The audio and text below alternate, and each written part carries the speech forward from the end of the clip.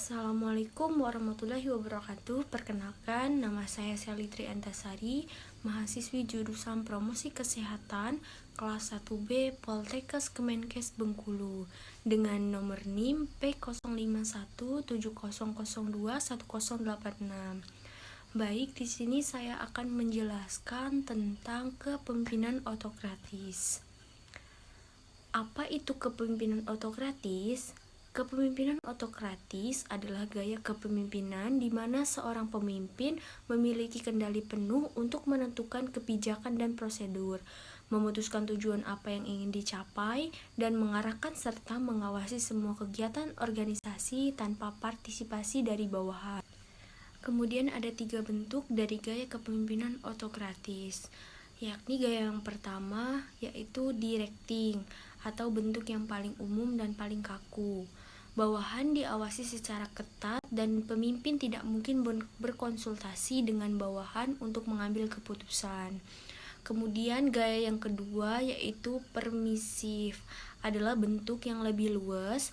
Pemimpin tetap membuat keputusan akhir. Kepemimpinan autokratis tetapi tetap mempertimbangkan kesejahteraan dan kebahagiaan bawahan. Selanjutnya ada ciri-ciri gaya kepemimpinan autokratis. Ciri yang pertama, pembatasan atau tidak adanya masukan dari bawahan. Di sini pemimpin merasa tidak perlu berkonsultasi dengan bawahannya ketika membuat suatu keputusan, baik dalam skala kecil maupun skala besar. Bahkan jika implementasi dari rencana tersebut melibatkan kontribusi aktif dari tim dan anggotanya, pemimpin akan mempertimbangkan pilihan yang berbeda dan membuat keputusan berdasarkan pemahaman dan penilaiannya sendiri. Kemudian, ia sendiri jugalah yang mendelegasi tugas dan mengawasi jalannya setiap proses. Kemudian, ciri yang kedua yaitu pemimpin membuat semua keputusan. Jadi di sini pemimpin memiliki tanggung jawab untuk selalu bisa menghasilkan keputusan secara cepat setiap saat. Mereka yang memutuskan siapa yang perlu ada dalam tim, bagaimana tim beroperasi, dan apa tujuan tim tersebut. Mereka pula yang menciptakan sistem dengan semua aturan dan prosedur yang nantinya digunakan tim untuk bekerja dan mencapai tujuannya. Jika berhasil, maka apresiasi dan penghargaan sebagian besar akan ditunjukkan padanya. Begitupun sebaliknya. Kemudian ciri yang terakhir adalah sistem imbalan dan ganjaran.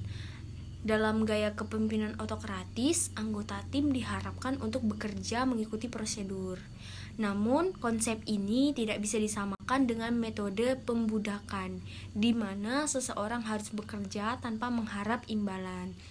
Tetap ada sistem hadiah dan ganjaran dalam gaya kepemimpinan ini untuk memotivasi setiap anggota tim untuk bekerja sesuai harapan dan maksimal.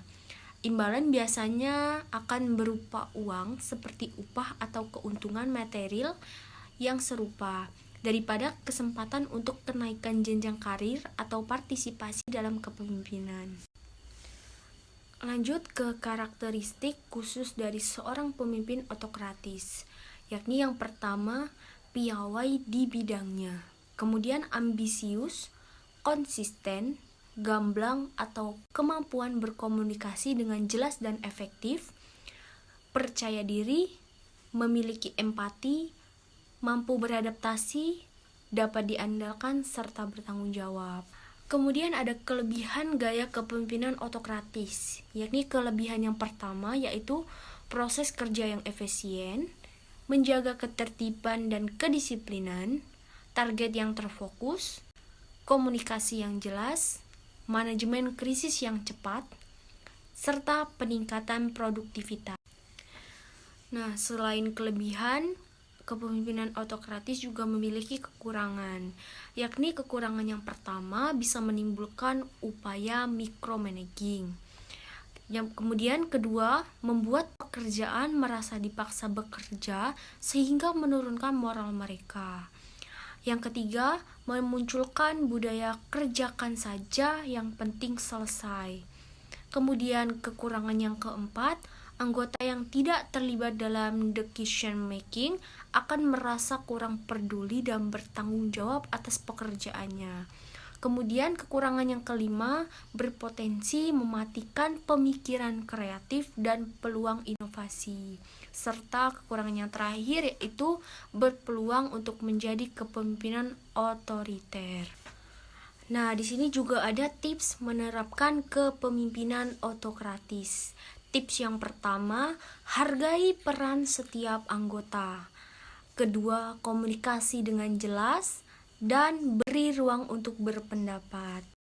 Baik, itu tadi pemaparan materi tentang kepemimpinan otokratis. Semoga bermanfaat. Saya akhiri. Wassalamualaikum warahmatullahi wabarakatuh.